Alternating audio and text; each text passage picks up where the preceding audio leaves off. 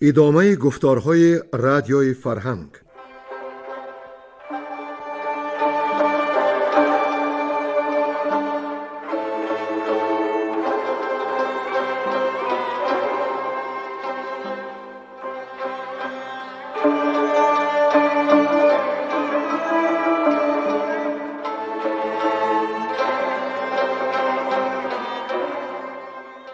بسا رنج بردم در این سال سی، عجم زنده کردم بدین پارسی.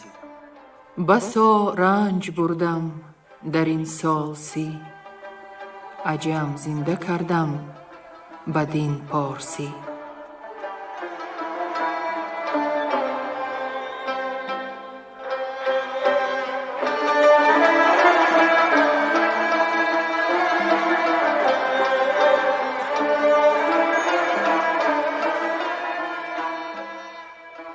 شنونده های ارجمند، با توجه شما محفل ادبی از روی شاهنامه بیزوال ابوالقاسم فردوسی.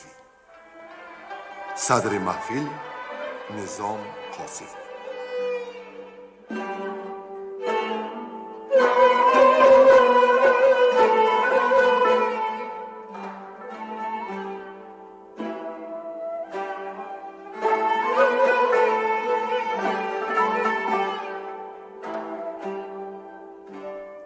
شنونده های عزیز یاد دارند که چون کسرای نوشین روان به 74 رسید، از پسران هرمزد را جاینشین خویش برگزید، وصیت‌نامه مؤثر زیر خامه آورد و او را به همگان شاه آینده ایران معرفی کرد.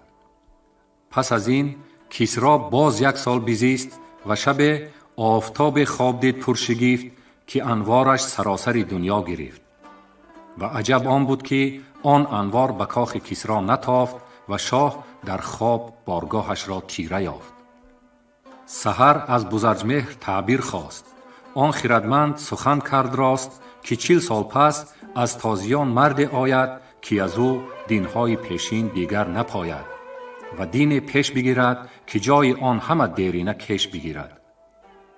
سپاه تازی بر ملک تو هم بتازد و ایران راه و رسم دیرین ببازد. بیفتد همه رسم جشن صده، شود خاکدان جمله آتش کده.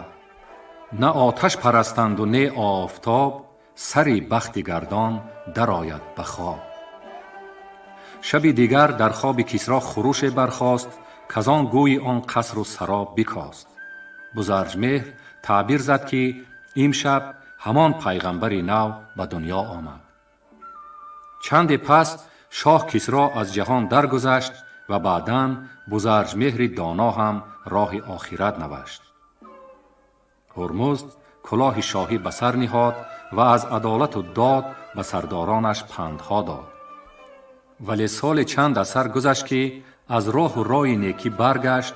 خردمندانی را که پدرش برگزید با چشم بد دید، جان ایزدگشسب دبیر را برباد داد و موبد موبدانش زردوهشت را با زهر به آن دنیا فرستاد.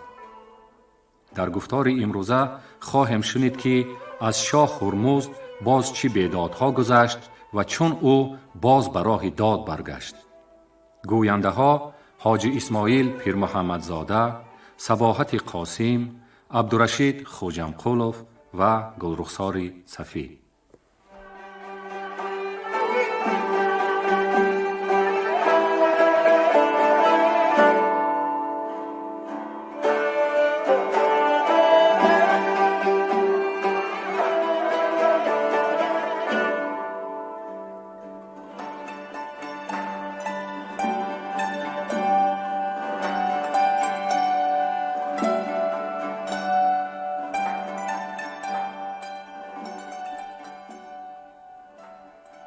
کشتن هرمزد 3 ماه بر زین و بهرام آذرمیهان را.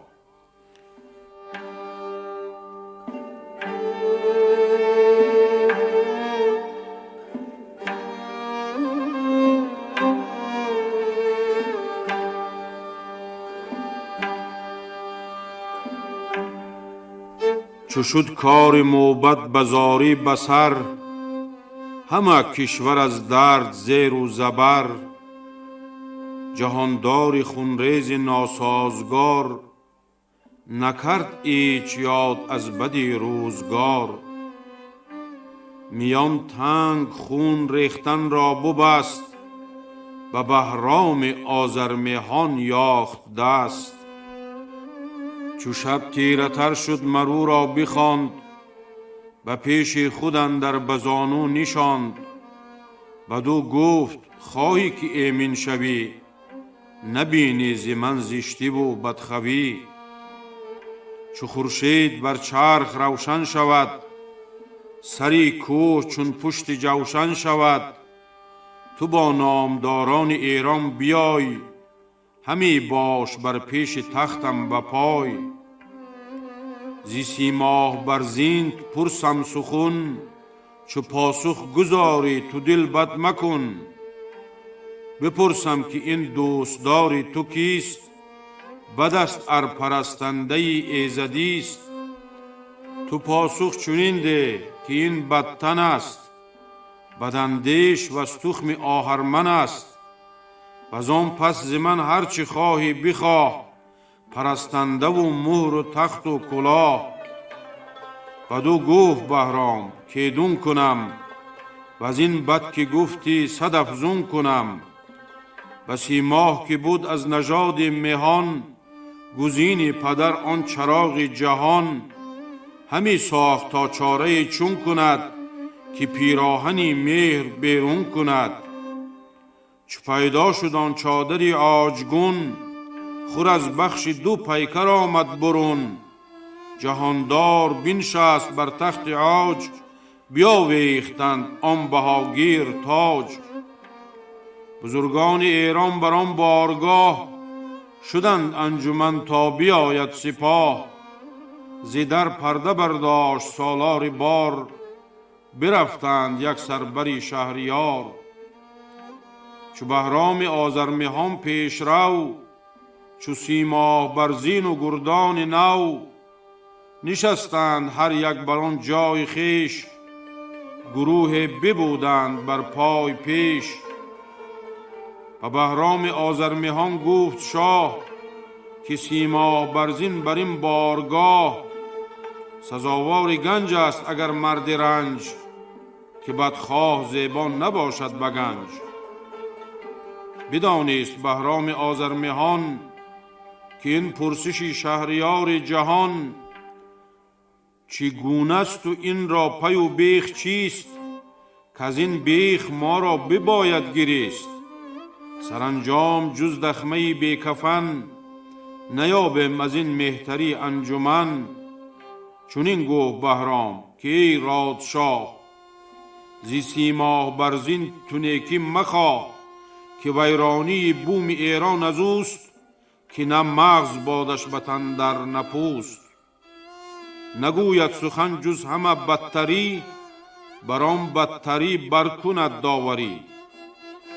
چو 30 ماه بر زین شنید این سخن، بدو گفت که نیک یاری کهن. به بد بر تن من گواهی مده، چونین دیو را آشنایی مده. چی دیدی ز من تا تو یار منی، ز کردار و گفتار آهرمنی. بدو گفت بهرام آذرمیهان، که تخم پراکنده اندر جهان. که آن بر نخستین تو خواهی درود، و از آتش نیابی مگر تیره دود. که کسری مرا و تو را پیش خواند، بری تخت شاهی بزانو نشاند. ابا موبدان نیز بوزرجمهر، چو ایزدگوش است آن مهی خوب چهر. بپرسید که این تخت شاهنشهی، کی را زیبد و کیست با فرهی. به کهتر دهم یا به مهتر پسر، کی باشد به شاهی سزاوارتر. همه یکسر از جای برخاستیم، زبان پاسخش را بیاراستیم. که این ترکزاده سزاوار نیست، کسو را به شاهی خریدار نیست. که خاقان نژاد است و بدگوهر است، به بالا و دیدار چون مادر است. تو گفتی که هرمز به شاهی سزاست، کنون زین سزا مر تو را این جزاست. گواهی من از بهر این دادمت، چون این لب به دشنام بگشادمت. زی تشویر هرمز فرو پژمرید، که این راست گفتار مردان شنید. به زندان فرستادشان تیره شب، و زیشان 2 شب نیز نگشاد لب. سوم شب چو برزد سر از کوه ماه، ز سیماه بر زین بپردخت شاه. و زندان چو دزدان مرو را بکشت، نبودش جز از رنج و نفرین به مشت.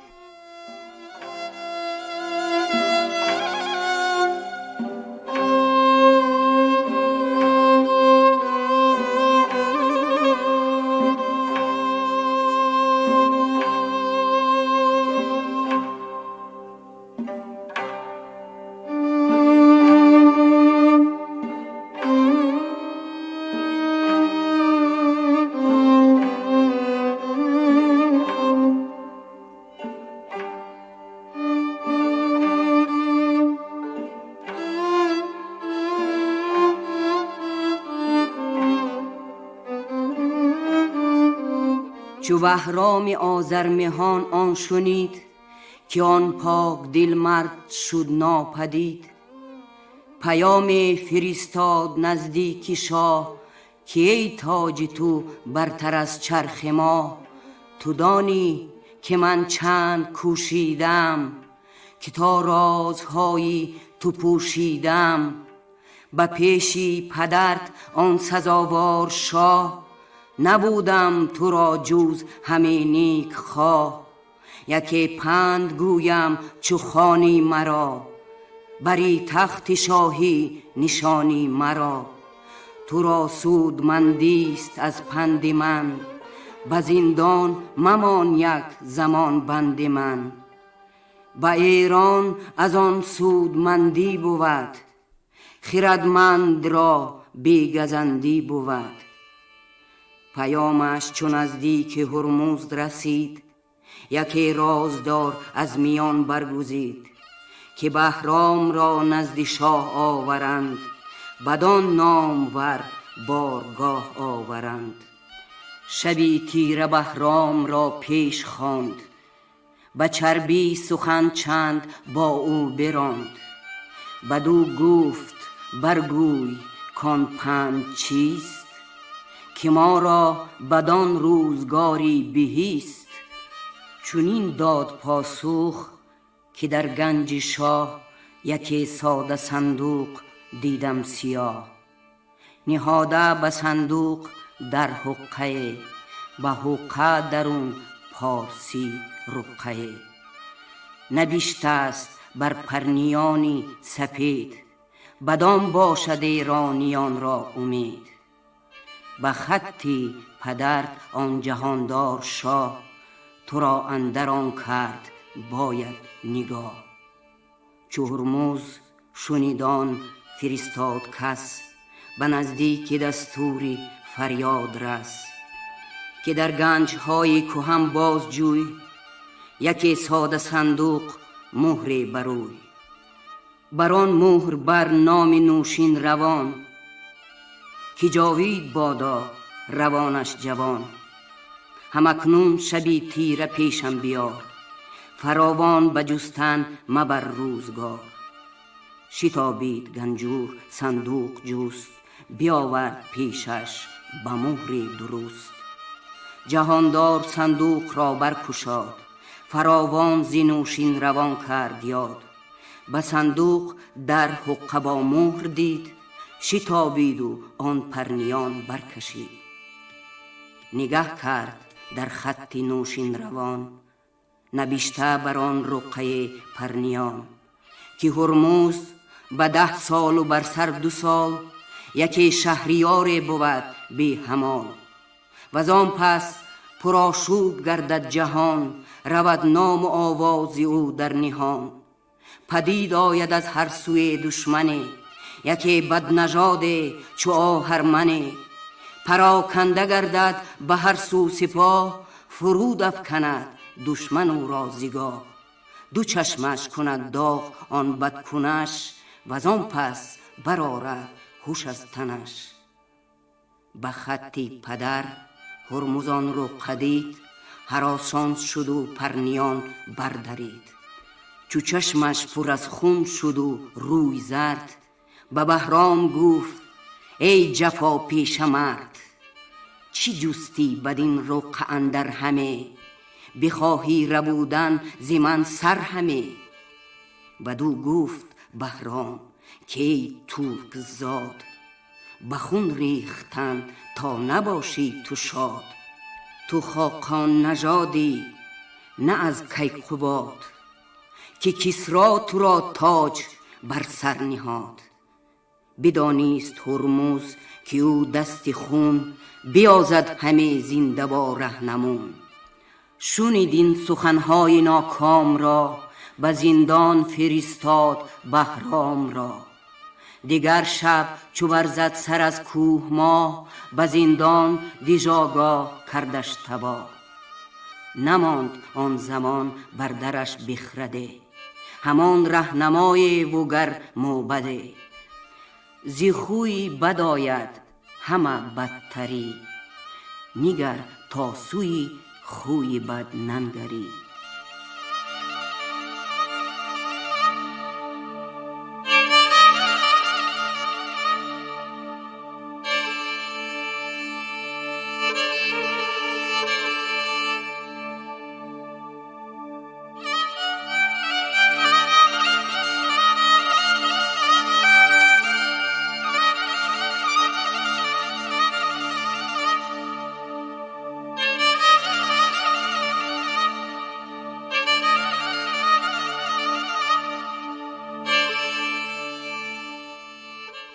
برگشتن هرمز از بیداد به دادگستری.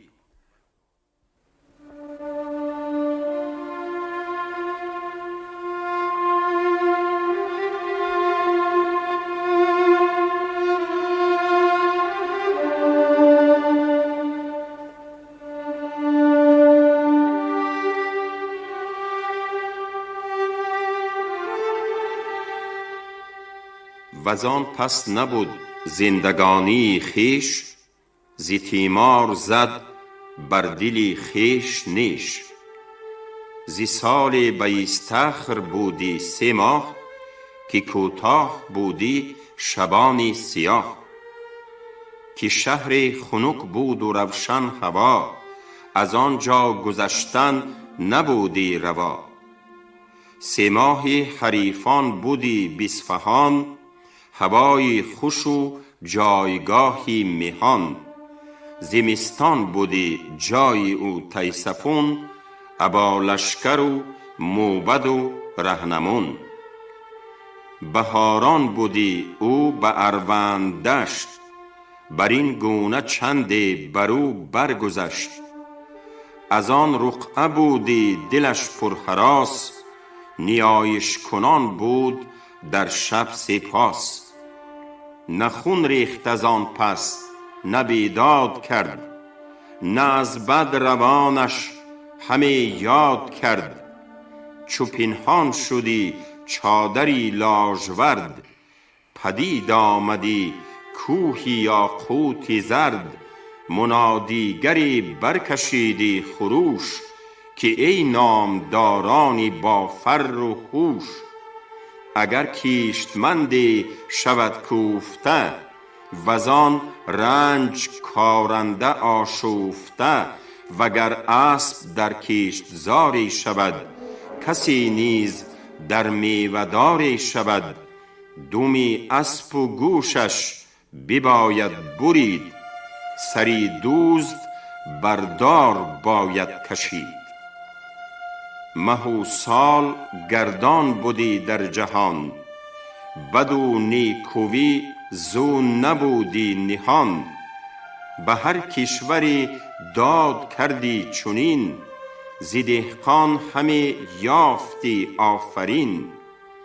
پسر بود مرو را گرامی یکی، که از ماه پیدا نبودندکی، مرو را پدر کرده پرویز نام.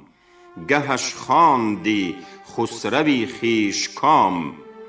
نبودی جدا یک زمان از پدر، پدر نیز نشکیفتی از پسر. چنان بود که اسپ ز آخور بجست، که بود شاه پرویز را برنشست. سوی کیشتمند آمد اسپی جوان، نگهبان اسپ از پس اندر دوان. بیامد خداوندی آن کیشت زار، به پیش نگهبان بنالید زار. خداوندی کشته بگفت اسپی کیست، که بر دم و گوشش بباید گریست. نگهبان گفت اسپی پرویز شاه، ندارد همه کهتر آن را نگاه. بیامد نگهبان بری شهریار، بگفت آنچه بشنید از آن کیشت زار. بدو گفت هرمزد بازار هوش، ببر در زمان اسپ را دم و گوش. زیانی که آمد بر آن کیشتمند، شمارش بباید گرفتن که چند.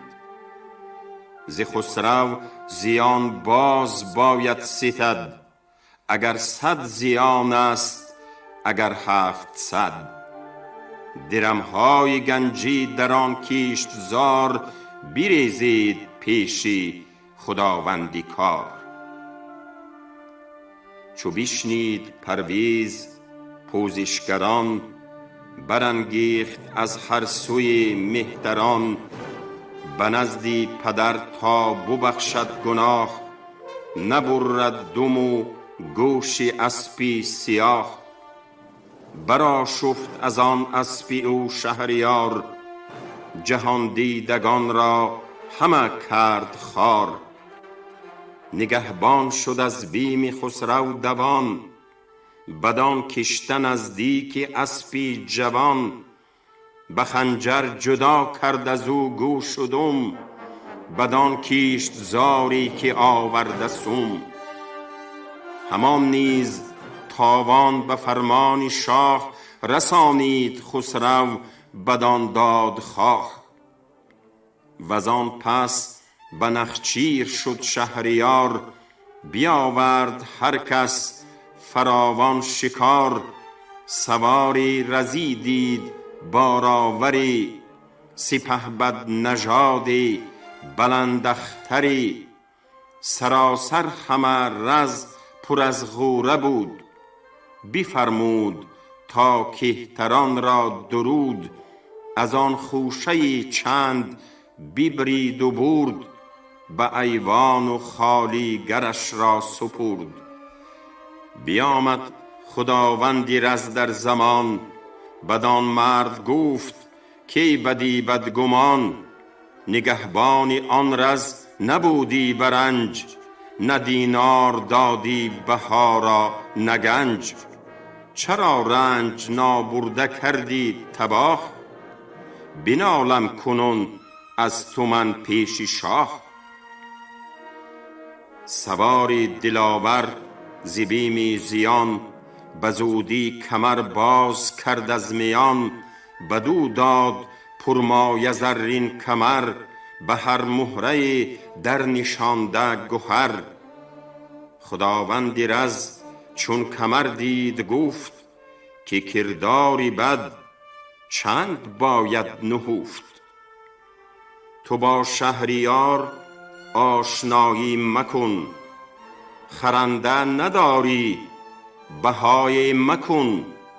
سپاسی نهم بر تو خود زین کمر، تو بی جان ار بشنود دادگر. یکی مرد بود هرمزی شهریار، به پیروزی اندر شده نامدار. به مردی ستوده به هر انجمن، که رمزی ورا کس ندیدی شکن. که هم داد ده بود و هم داد خواه، کلاهی کیی برگذشته به ماه. نکردی به شهری مداین درنگ، دلاور سری بود با نام و ننگ. بهار و تموز و زمستان و تیر، نیاسود هرگیز یلی شهرگیر. همی گشت گردی جهان سر به سر، همی جوست با پادشاهی هنر.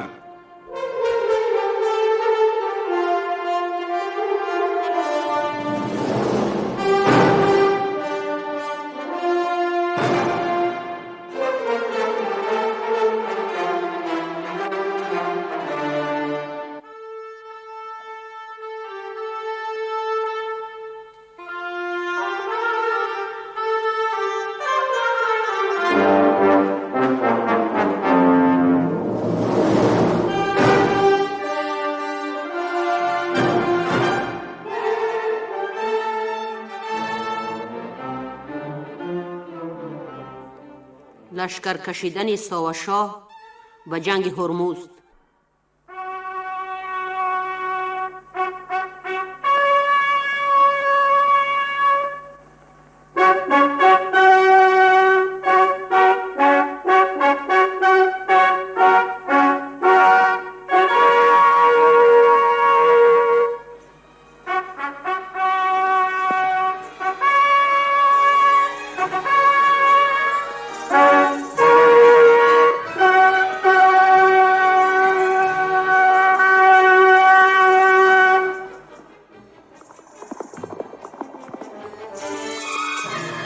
چو 10 ساله شد پادشاهیش راست، ز هر کشور آواز بدخواه خواست. بیامد ز راه هری ساوشاه، ابا کوس و پیلان و گنج سپاه.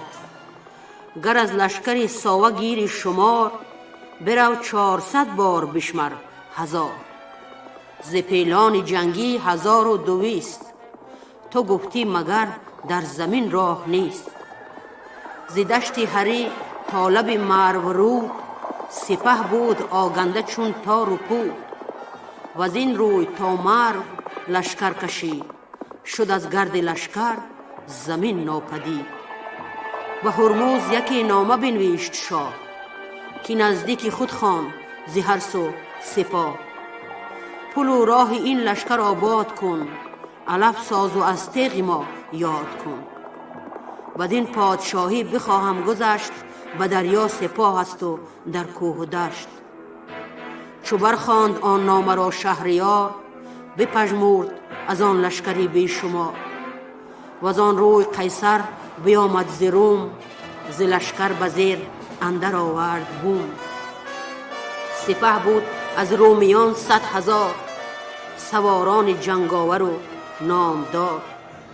ز شهری که بگریفت نوشین روان، که از نام او بود قیصر نوان.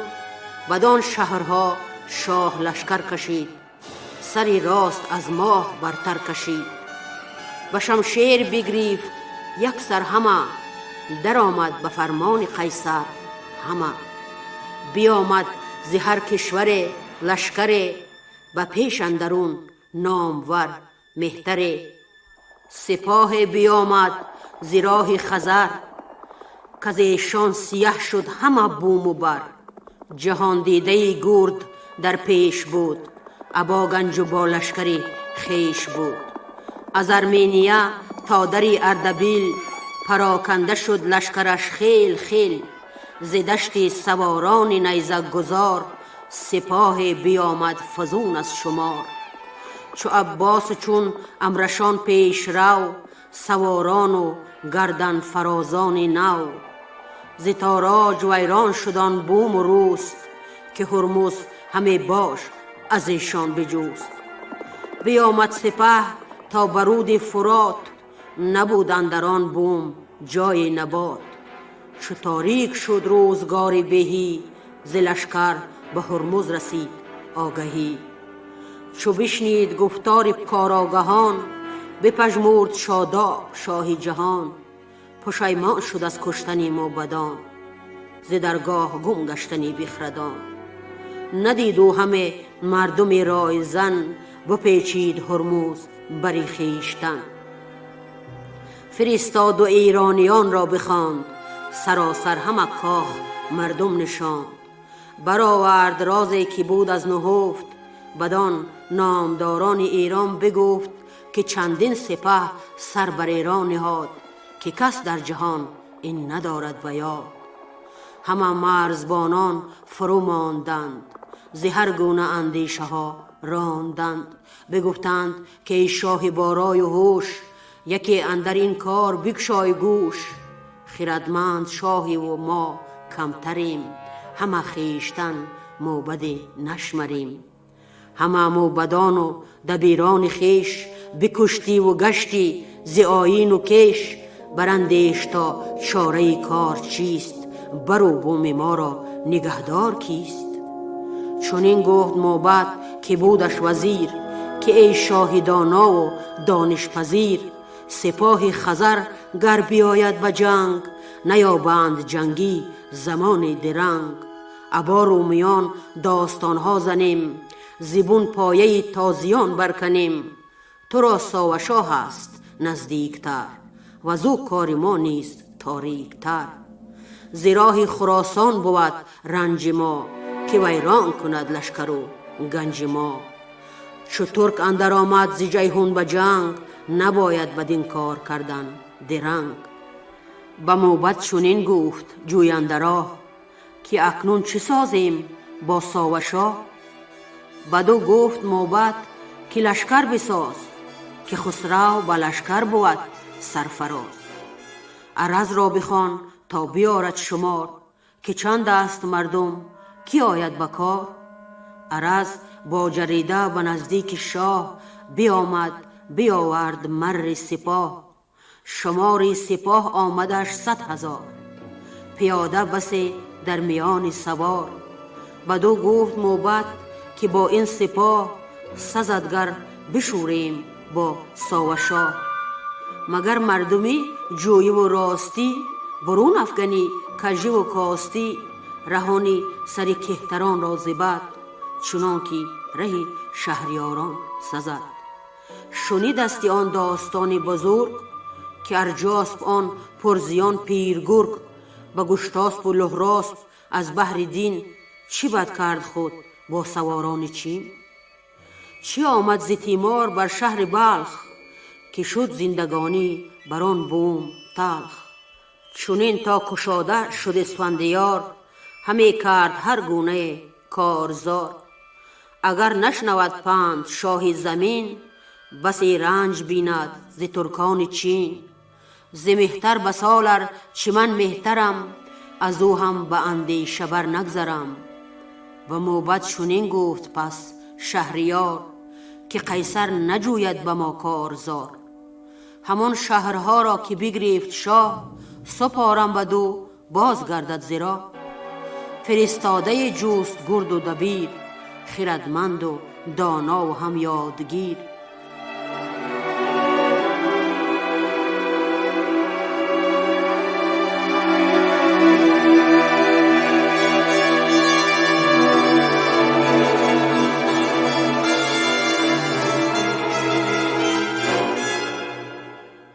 به قیصر چنین گفت که از روم شهر، نخواهم تو را باد از آن بوم بهر. تو هم پای در مرز ایران منی، چو خواهی که مه باشی و روزبه.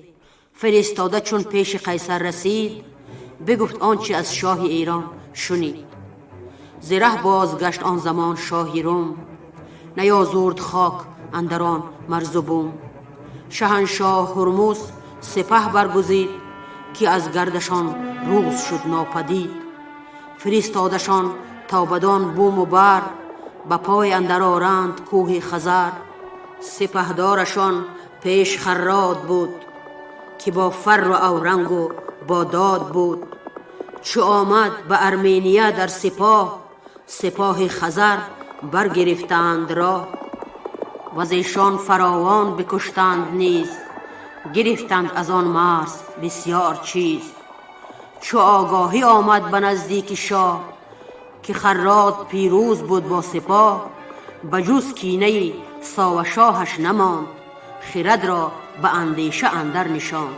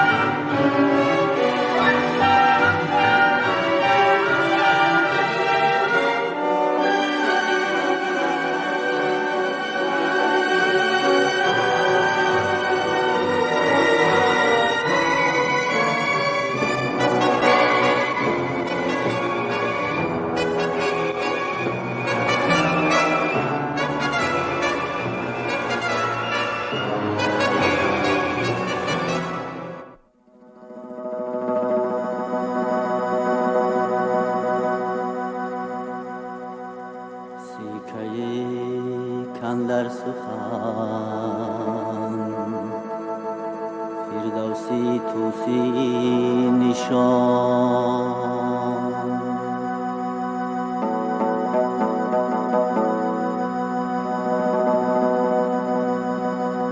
راست گویم هیچ کس از زمره فرسی نشان.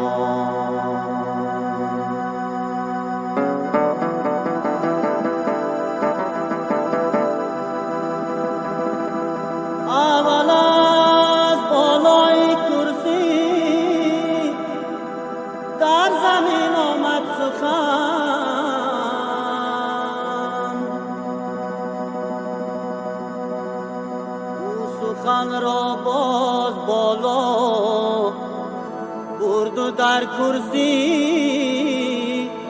نشان.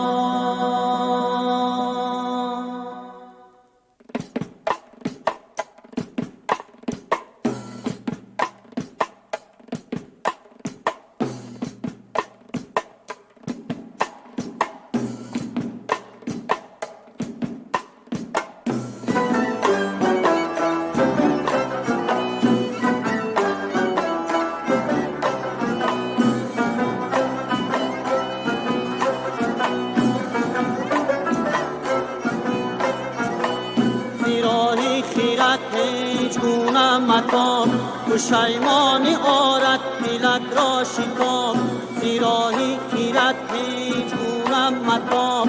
پشیمانی آرد ملت را شکام، درنگ آورد راستی ها پدید. زیراهی خیرت سر نباید کشید، درنگ آورد راستی ها پدید. زیراهی خیرت سر نباید کشید.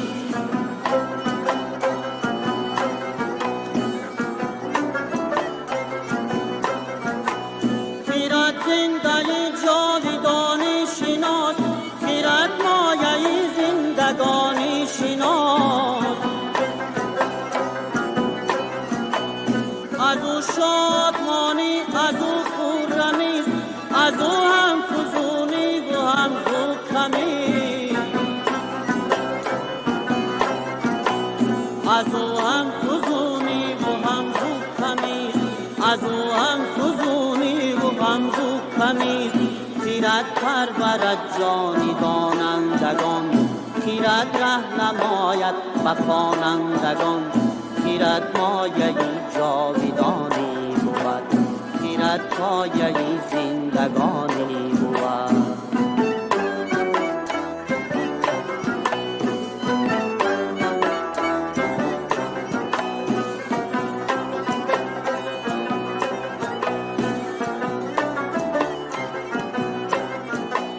دل کس خیرت گردد آراسته، چو گنج بود پر زر و کاسته. دل کس خیرت گردد آراسته، چو گنج بود پر زر و کاسته.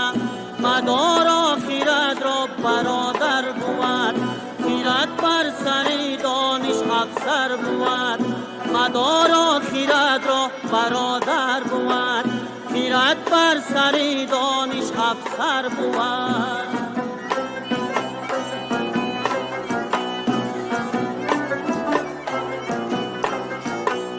خیرت باید اندر سر مردی کار، که تیزی و تندی نآید بکار.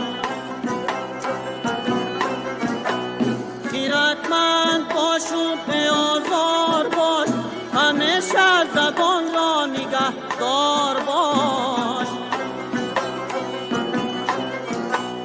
همیشه زبان را نگهدار باش، همیشه زبان را نگهدار باش. خیرت پرورد جانی دانندگان، خیرت ره نماید به خوانندگان. خیرت مایه جاودانی بود، خیرت مایه زندگانی بود. خیرت مایه جاودانی بود، خیرت مایه زندگانی بود.